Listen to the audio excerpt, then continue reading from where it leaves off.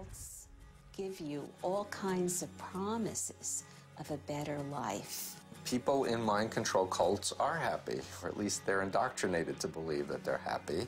In the real world, nobody's happy all the time.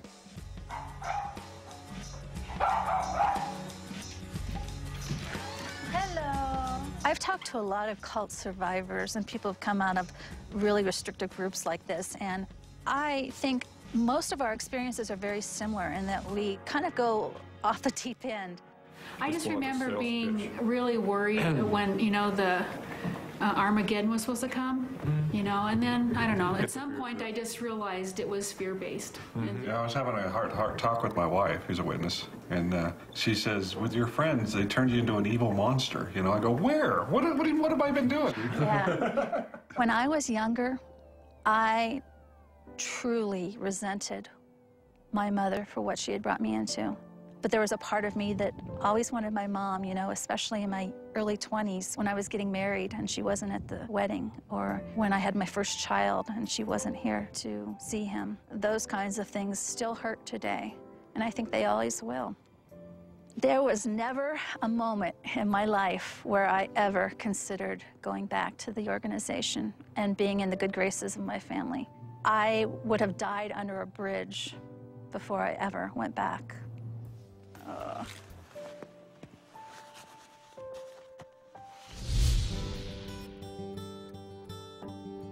I hope that people watching a story about our family would be more attuned if something seems to be going wrong in a relationship. And I would hope that people would ask questions. Just never give up hope and keep looking until you get an answer. It can happen to anyone's family, and so I hope that people will love their family and hold them close every moment they can. Stay in contact and forgive. The door is always open.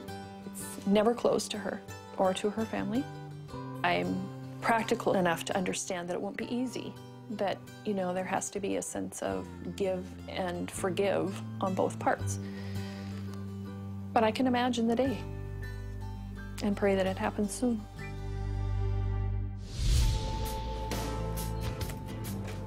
The cult has taught me a lot. I learned that I am entitled to pursue my own interests in my own life just as much as every other person is. I plan to open a facility here in the Omaha area helping people who leave cults, and I'm working pretty hard at trying to get that done. I don't think the diploma is that important to me because my plans go so far beyond the diploma. Right? Probably the biggest thing, in my opinion, that people don't understand about cults is that they're everywhere. I think every day, people in society are manipulating other people. This is just a greater form of manipulation. I'm not afraid of Word Center anymore or afraid of other cults. I'm very confident that my future is okay.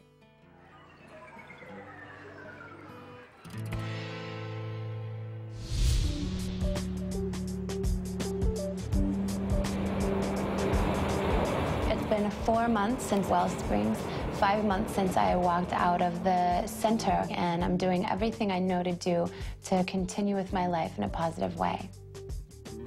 On paper, I'm doing really well. I am teaching and have a great apartment. I'm going out with my friends. I'm doing my laundry and baking chicken, doing things that normal people who have not been in cults do. It's very clear that I still need a lot of help, but at least I'm making my own choices. At least I'm trying, and at least I'm doing something about it. Sometimes when I listen to myself talking about my experience, it feels really real and really scary.